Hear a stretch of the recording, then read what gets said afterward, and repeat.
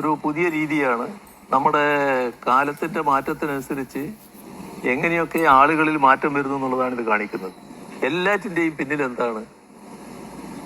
എനിക്ക് സ്ഥാനാർത്ഥിയാവണം എന്ന വികാരം. അതിൽ ഒരാൾ പറഞ്ഞ കാര്യം, ഞാൻ ഇത്ര വർഷമായി ഒരാളും എൻ്റെ പേര് പറഞ്ഞില്ല. ഇത് സ്ഥാനാർത്ഥിയുടെ പേര് പറയുമ്പോൾ അപ്പോൾ അവരവർക്ക് തോന്നുകയാണ് ഞാനാണ് സ്ഥാനാർത്ഥിയാവേണ്ടത്. പക്ഷെ മറ്റാളുകൾക്കൊന്നും അത് തോന്നുന്നില്ല. അതിന് ഇതേവരെ പ്രവർത്തിച്ച പ്രസ്ഥാനത്തെ തള്ളിപ്പറയേണ്ട കാര്യമുണ്ടോ? അത് ഉപേക്ഷിച്ച് പോകേണ്ട കാര്യമുണ്ടോ?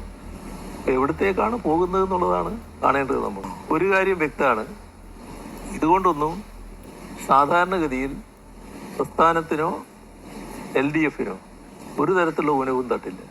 ഏറ്റവും വലിയൊരു പോരാട്ടത്തിൻ്റെ സമയത്ത് പാർട്ടിയെ തള്ളിപ്പറയുക, പാർട്ടിക്കെതിരായി വരിക, ശത്രുക്കളുടെ കയ്യിൽ ആയുധമായിട്ട് മാറുക, ശത്രുക്കൾക്ക് വേണ്ടി പ്രവർത്തിക്കുക, ഇതല്ലേ ഉണ്ടാകുന്നത്. തളിപ്പറമ്പ് എന്ന് പറയുന്ന മണ്ഡലത്തിൽ എടുത്താൽ ആ തളിപ്പറമ്പ് മണ്ഡലത്തിൻ്റെ ഭാഗമായി പ്രവർത്തിച്ചു കൊണ്ടിരിക്കുന്ന ഒരു സഖാവാണ് ശ്യാമള. അതിൻ്റെ ഭാഗമായി അവരുടെ കാര്യം ആലോചിക്കുന്നതിൽ യാതൊരു തെറ്റുമില്ല. അത് ഏതെങ്കിലും തരത്തിൽ പാർട്ടി സെക്രട്ടറിയുടെ ഭാര്യ എന്ന പ്രത്യേകത വെച്ചുകൊണ്ടല്ല. അവര് താഴെ തലത്തിൽ കല്യാണത്തിന് മുൻപ് തന്നെ DYFI പ്രവർത്തകയായിട്ട് തുടങ്ങിയതാണ്.